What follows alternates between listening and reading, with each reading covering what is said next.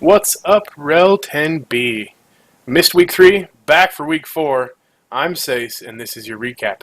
Joining me this week is the coach who every streamer hates to say his name on stream, Spikosaurus. Hey, what's up?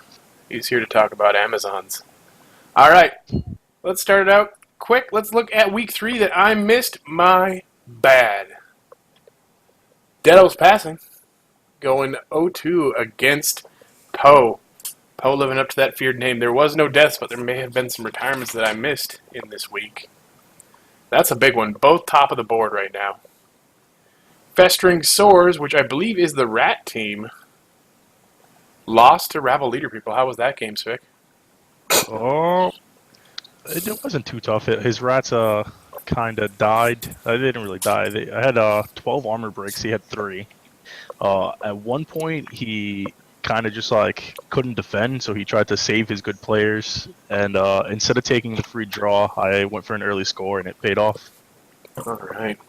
Yield Guard, proving that Bash still has a place. Taking 1-0 over Conquering Your Fears. Reality Kings continues their losing streak and just garbage play altogether by garbage coach Superfed and lose 1-2 to the East End Geezers.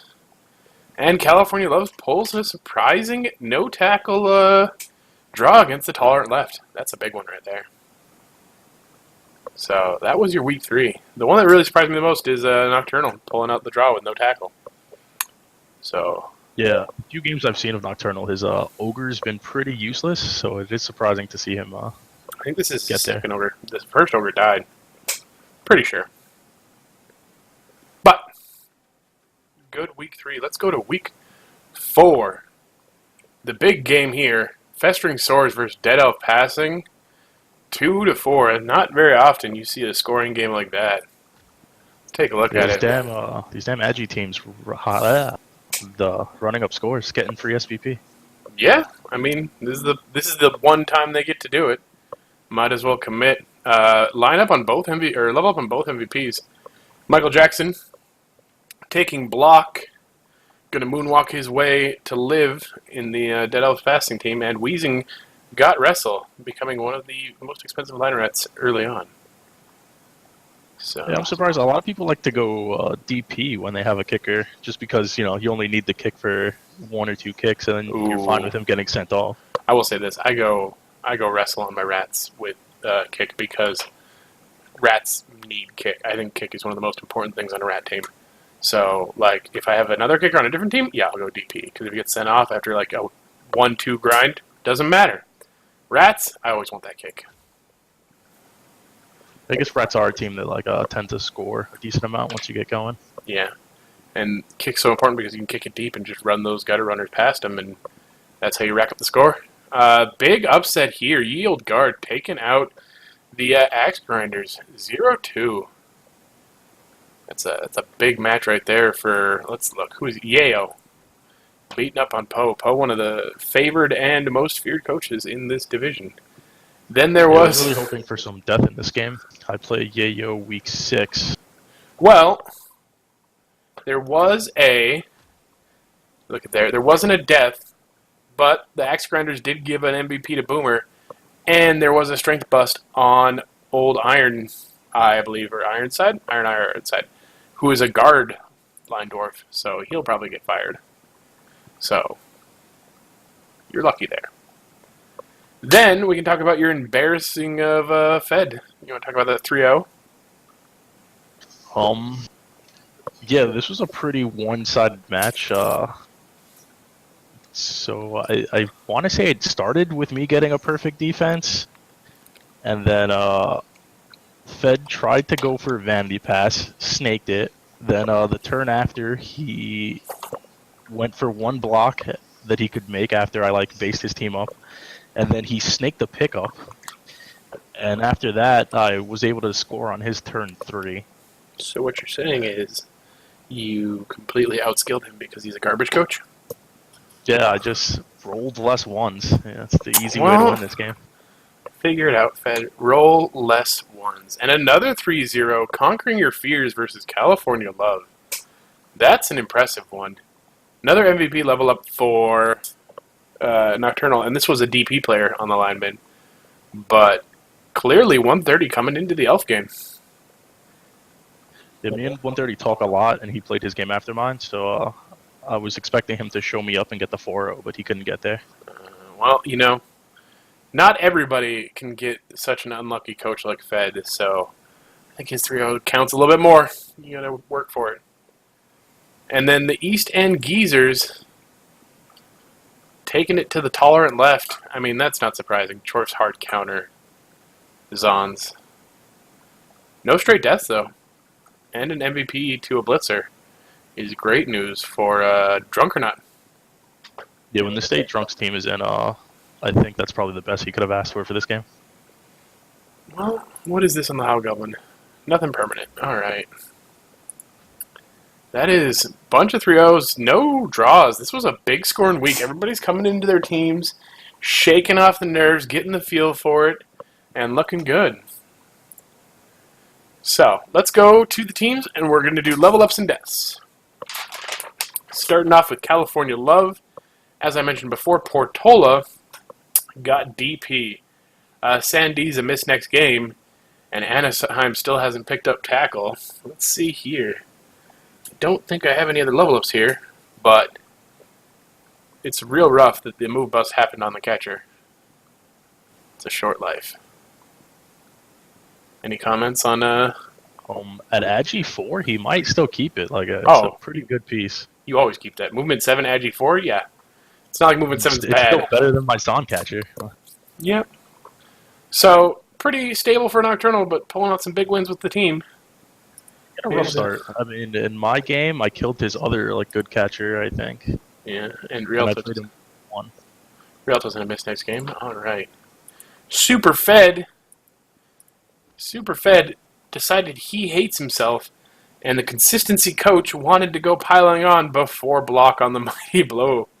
So Captain Stavin is now Mighty Blow piling on, no block, because Superfed trusts his dice, apparently. That's a mistake, in my opinion. Yeah, I agree. That man needs consistency.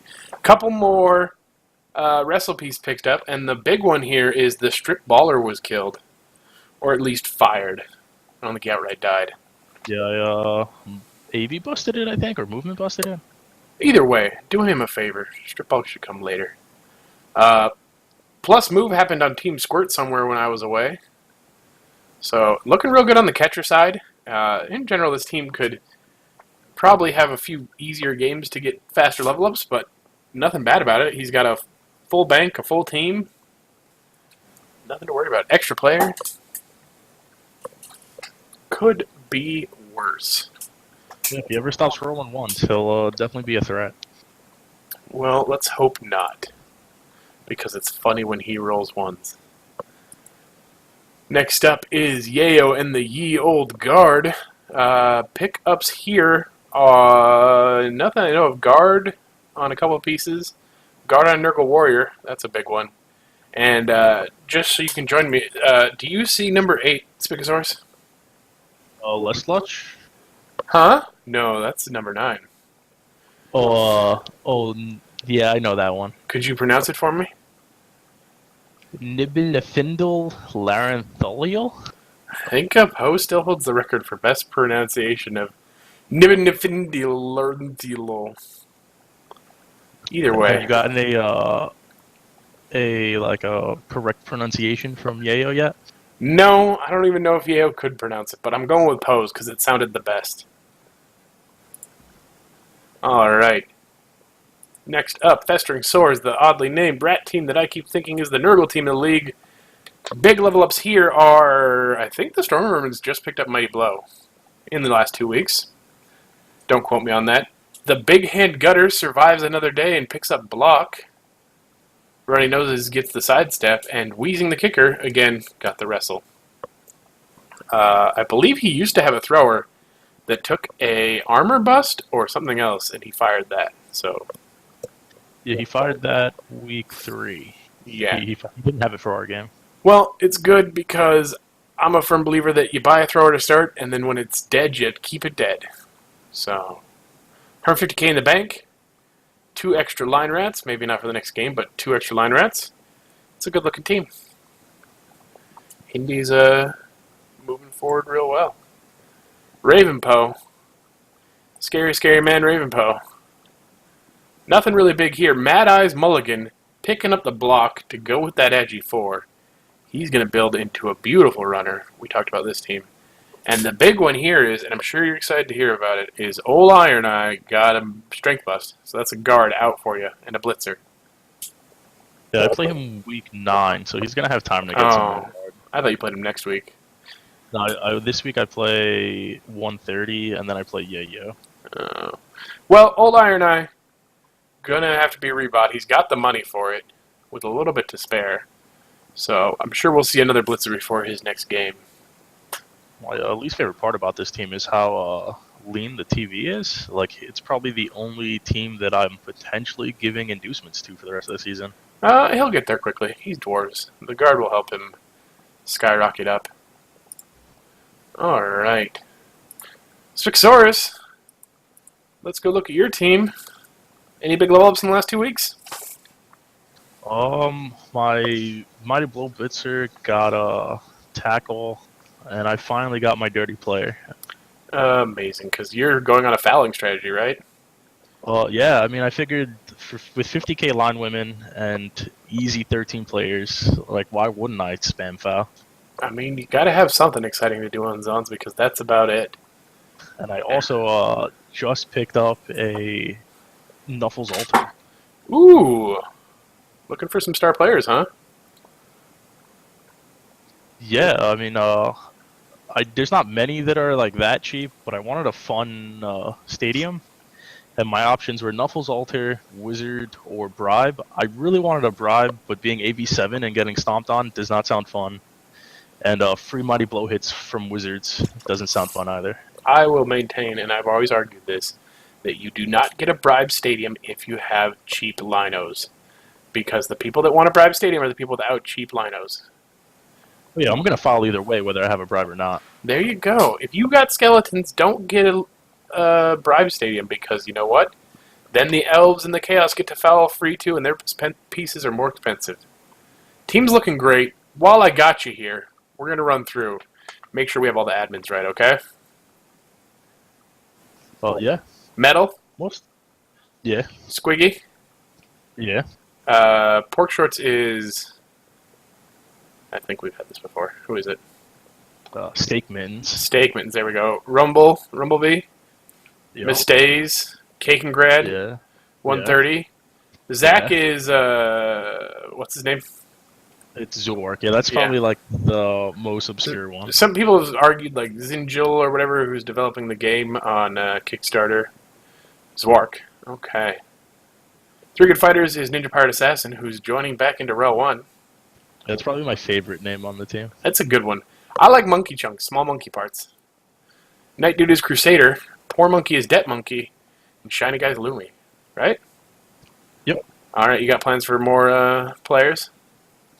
I mean, I think the next player is going to be me. And that one's going to be Not Racist Dinosaur, because that's like an old throwback to a Rebel like Discord thing that happened. Alright. Alright. 130. Okay, before I look in here, we're on the picture now. Before I show you the roster, just know that I argued hard for him to take this second double. And he has an elf that people should be jealous of. Right up there with Super Dragon, whatever his name is, 6000. Snakes.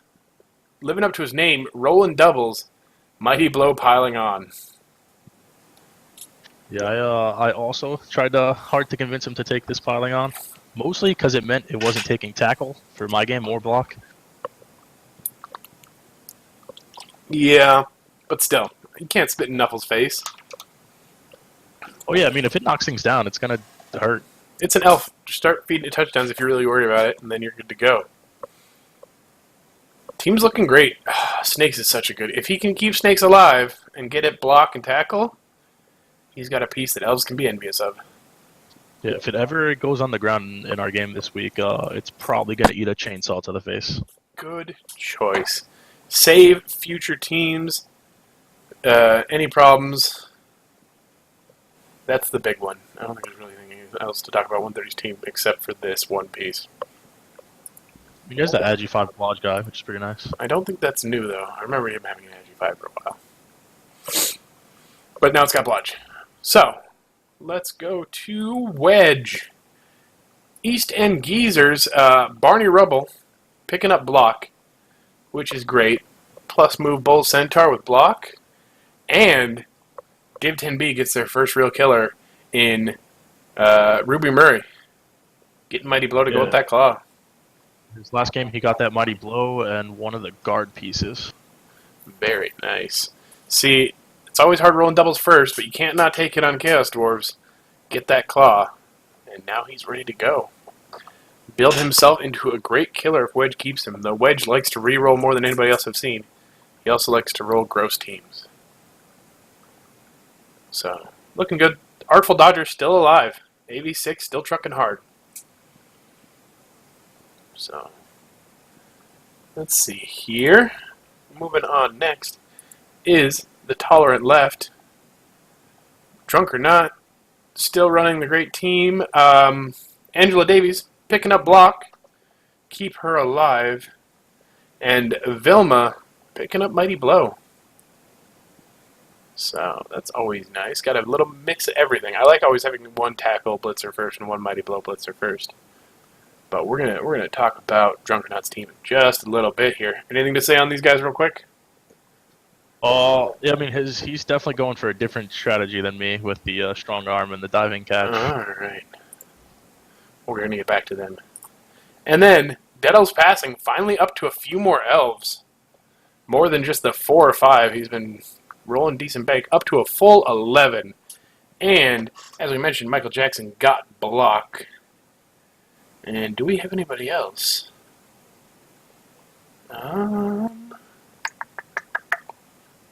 Nope, that seems to be it. Steve Irwin gets dodge. Wonder why Michael Jackson got the block. Some people like to go all dodge first, or he's gonna mix it up, do one of each. Yeah, maybe. Maybe he rather have a block for the line. No. Maybe. I'm assuming he's gonna have the 3 non-leveled linos on the line. I mean, depending on when he has to play the 2 Chorf teams, if he Dwarf teams, if he hasn't played them already, maybe he figured the dodge wasn't as good and he could get the dodge afterwards. Well, he's already played one of the Dwarf teams, so I don't know. Who knows? I mean, I think Michael Jackson leveled in that game. Either way, this is a much more standard high elf build than 130s. So, boys, that is your level ups and deaths of the week. If I missed any deaths you want to comment on, just let me know, and I'll mention it next week. Now, we're going to talk Zons. Spickosaurus is here to talk Zons, and we're going to talk about Drunk or Not Zons. Why? Because Zon experts apparently don't exist and don't want to come on this show. What say you? I mean, they're hated enough by the community. I don't think they want to out themselves. I hate Chorfs more, but I would rather play against Chorfs than Amazons. So, Zons. Blodge everywhere. Same stat lines for people that don't want to think too hard. Let's talk about Drunk or Not's team. Dig deep. What do you think about it?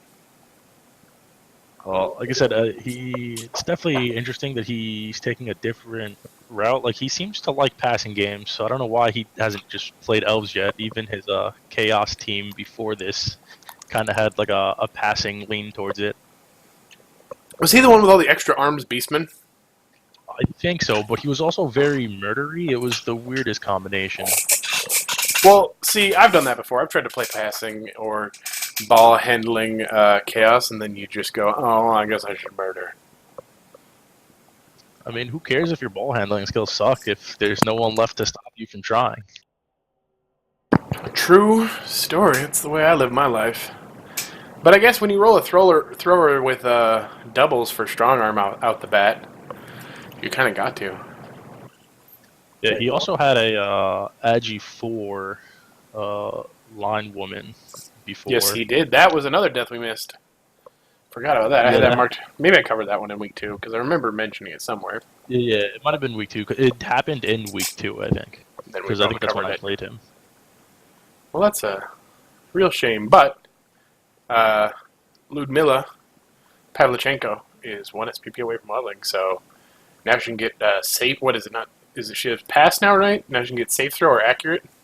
I mean, if he really wants to commit to passing, I'd probably get the accurate. Accurate safe throw block 9 seasons later. Yeah, if she lives that long without having any block that early, that'd be crazy. So catchers. How do you like to build your catchers? Right now on mine, I went block first. He went diving catch on his first. To me, I think they make great utility pieces because of the agi access. So I prefer to go block, dodge, diving, tackle, sidestep, tackle. Help me out here. Line women are general only. Yeah, linewomen are general. Blitzers are throwers strength. Yeah, blitzers strength, throwers passing, catchers agi. Okay. So you were go back about catchers. You were saying you like to make them more utility pieces. What? Yeah, just like utility markers, make them annoying, like put them on people. Sidestep, Just diving tackle. yep, and then tackle eventually. So this was block is a double then. No blocks. They're all agi and general. I mean, everything has also general access besides what their other access is. You can also tell that I don't like Zons or talk about Zons. Zons and Zons. Well, I guess when you want to pair them up with the thrower, I think I would like a diving tackle, blodge sidestep player as well. Yeah, I mean, the diving catch makes sense if he wants to pass, because then it makes him, just as good as a elf at catching an accurate pass. Well, maybe he can get doubles and get nerves of steel, make it a real beast. Play pro elves. He actually, the inside scoop is that he was trying to decide between pro elves and Zons to play for this season, but I think he played some CCL and the pro elves got destroyed, so he decided they were too squishy. Oh, CCL. Every team I've started this season has imploded against high TV counters in their first match. So, I got. Don't think I've touched CCL since I first tried to play this game 3 years ago. Well, having played in the Rebel for a while, if you go back to it now, it's pretty easy overall skill wise on a general term. So, catchers, you like the utility. He's got a one to pair with his thrower, so we'll see what he does with Kalpana Data. And then blitzers. I like his blitzer setup. One of every flavor. How do you like your blitzers? I do like what he did. I went a little more greedy. I instead of getting an early tackle, since I knew I wasn't really gonna need it right away, I just got 2 guards straight off the bat, and so my first blitzer was Mighty Blow, and then I went double guard. Mm-hmm. So then my 4th blitzer still hasn't leveled, but my Mighty Blow now has tackle. Well, that's good because you're gonna need it in this div. Overall though, I think the final build that you would want at some point would be blodge guard, stand firm, mighty blow tackle, make them annoying and able to hit people. Like his arm's never gonna last that long. I mean, with blodge, as long as you don't run into a lot of tackle, they should stay on their feet for a while. But you will eventually. Honestly, I feel that's probably one of the biggest downfall to the Perpetual League is that a lot of people don't value tackle as high as they should. Maybe now that the Zons, this is their 3rd season in the game, people will probably start taking more of it. But I don't know. I've told every up-and-coming murder coach, get tackle now before you need it. Because I was the poster child of not having enough tackle. It seems like a lot you mostly only see it on 1 or 2 killer pieces, and then the rest of their team is tackle free. Yeah, it's real rough. I'm telling you now, killers, spread your tackle everywhere. It's talking to you, Chaos and Nurgle, get as much tackle as you can. Everybody gets tackle. You want tackle, they want tackle. Let's talk line women. Raj, every single one. I personally like 3 Raj. A lot of people like to go block and just blodge out the whole team. Are you three Raj on the line? Yeah, I put 3 Raj on the line. And then the rest get blodge. So I have 3 Raj. I have 1 DP who will probably get block, Mm-hmm. and then I'd probably go block on the rest. Don't hate on the Fend for the DP. Yeah, maybe.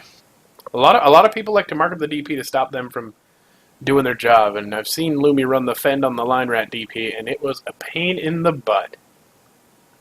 A little less movement for you, but still not a bad idea.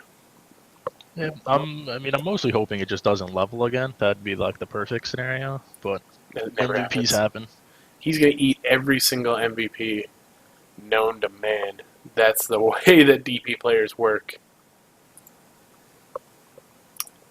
So, where would you go? Say this is your team. You're not focusing on fouling. You don't have... I don't know what you have. I gotta look at your team real quick. Is there anybody cool I can mention on your team you don't have? Actually, your team is completely basic. So, we're going back. No doubles or stats. That's why I said my team's really boring. It's just efficient. That's it. You have this team. You have a great thrower, 1 point away from level up. How do you build out? Going into Season 2, you want to be strong.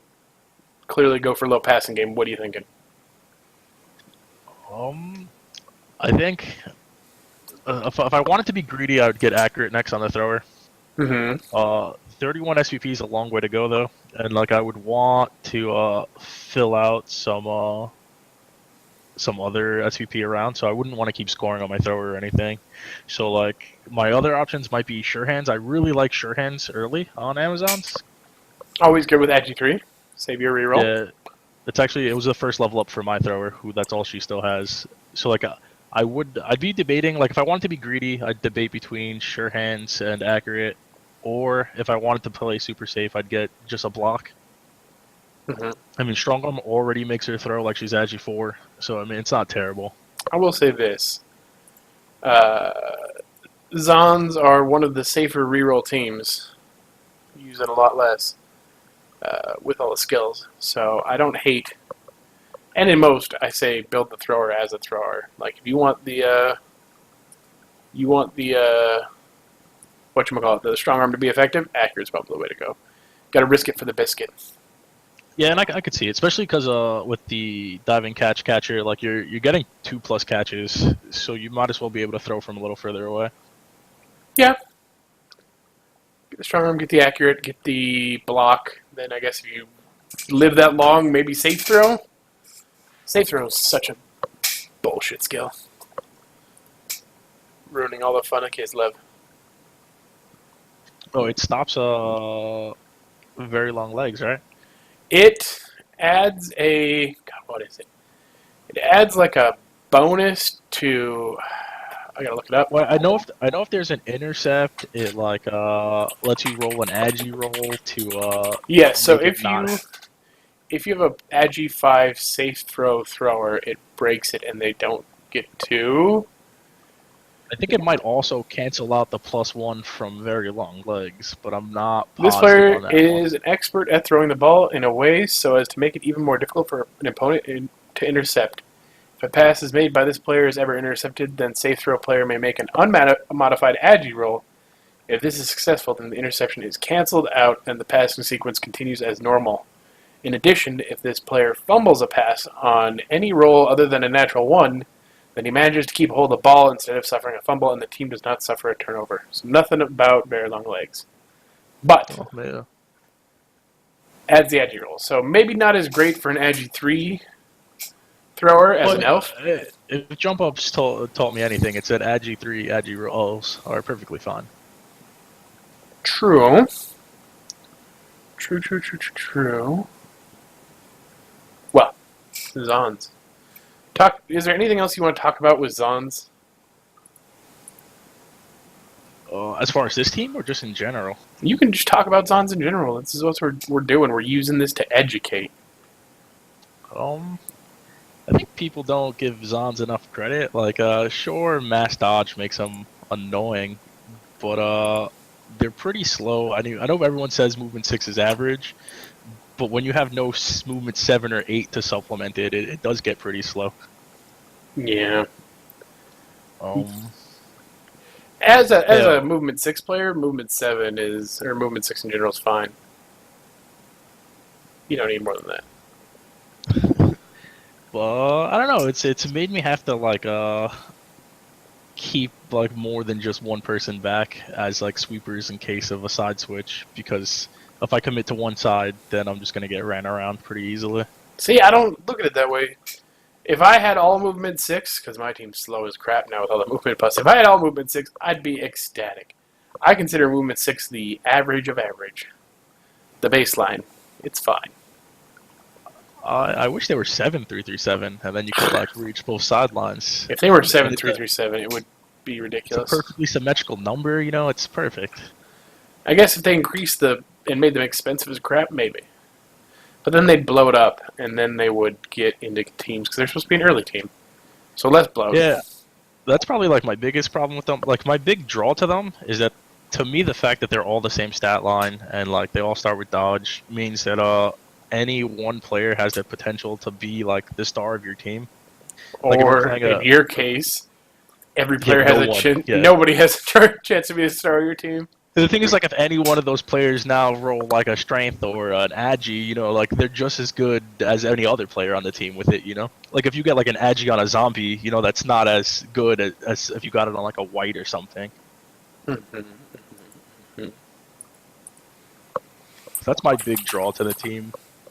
The downfall is that they do run out of skills, I think, pretty quickly that are useful.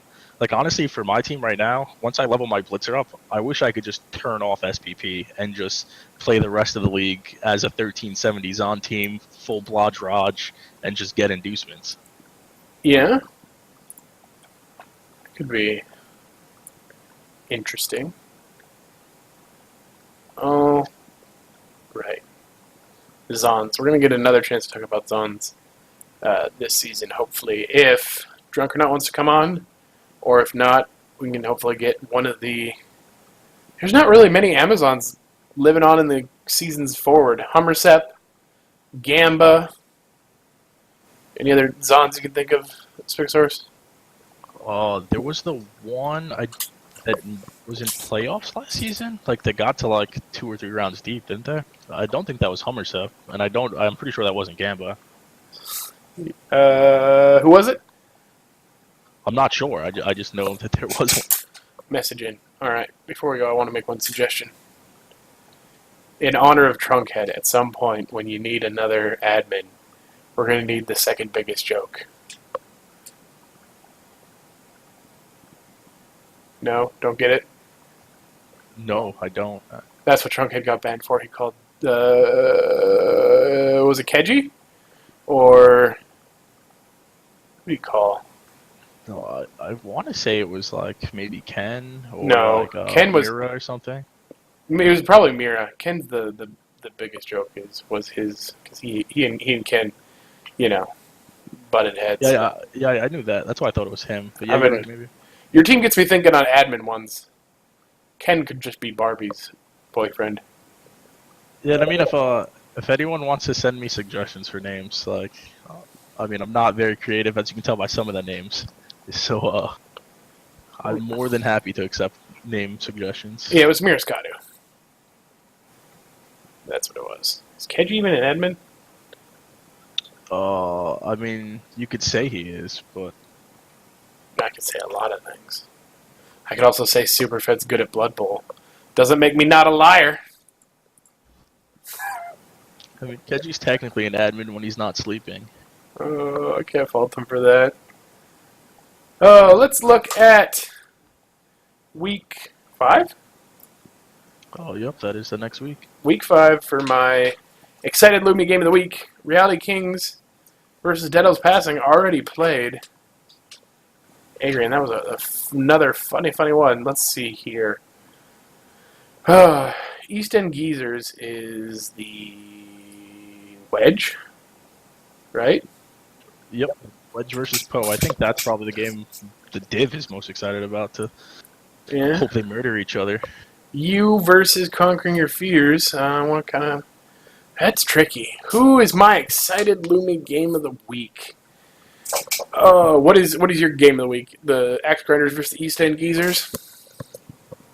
Yeah, that's probably the one I'm most looking forward to watching. I'm pretty excited about my game. Like I've been looking forward to it for a while.